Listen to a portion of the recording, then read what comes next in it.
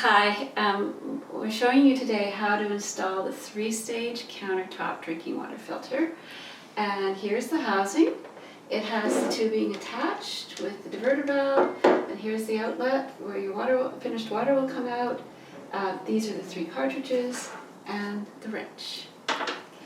Okay, so you'll notice that the base of your housing has each sump is numbered 1, 2, and 3, and your cartridges are also numbered 1, 2, and 3. And each of these cartridges are fulfilling a different function regarding reducing the contaminants in your drinking water. We're showing the combination for Metro Vancouver, which most of you will probably be buying from us, but we have different combinations for people in different areas. Okay, so next we're going to install the cartridges into the housing, but really good idea before you do that is to wash your hands. Okay, so I'm going to start by putting in cartridge number 3. And I'm going to just start here. Let's open this.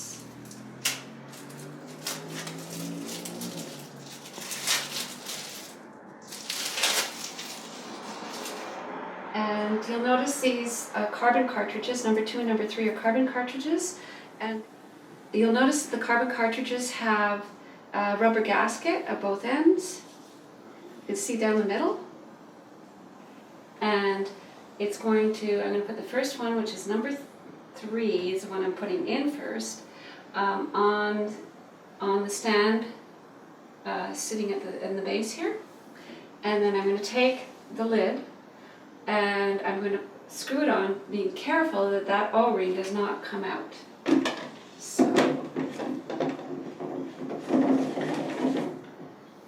we're going to tighten these up more thoroughly later on.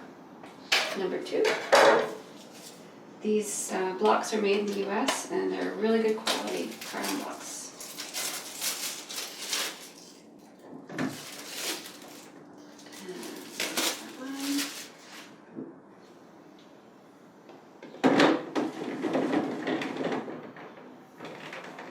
And then this is the sediment filter.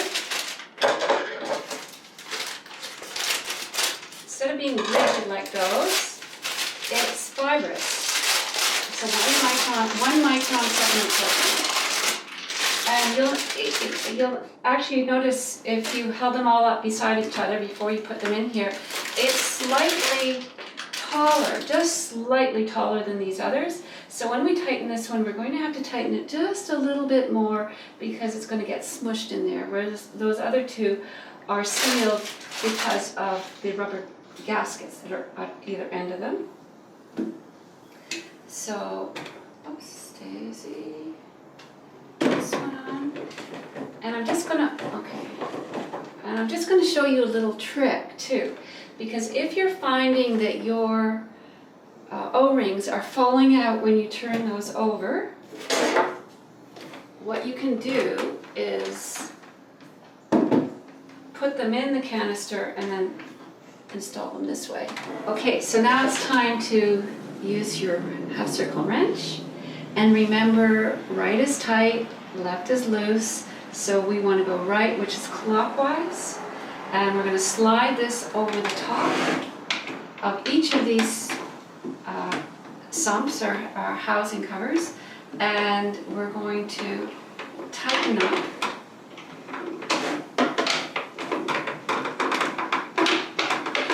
till we feel it really snug up. And then we'll do that with number 2.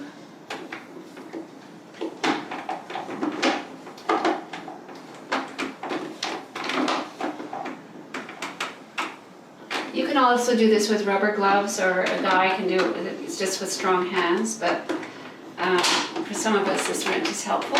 And then we'll do the same with number 3. Okay. Now, a word of warning about tightening, because you can over tighten these and you do not want to do that. Obviously you want it tight enough so that there's no leak, but you don't want to over tighten either. So it makes it much harder to open them down the road, and also you can damage the O-ring and create problems for yourself if you over tighten. So do not over tighten.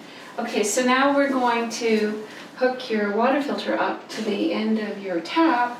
You want to make sure this is positioned so that the faucet is aimed into the sink, and then we just line the threads up on these two pieces and screw it on.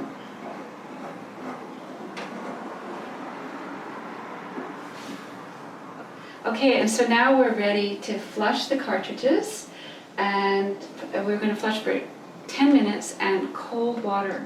You only want to run cold water through a carbon drinking water filter. So that's our next step. So I'm going to turn the cold water on, pull the plunger out. The water's now being directed into the housing. It's going to take a moment before the water comes out because it has to force a lot of air out first.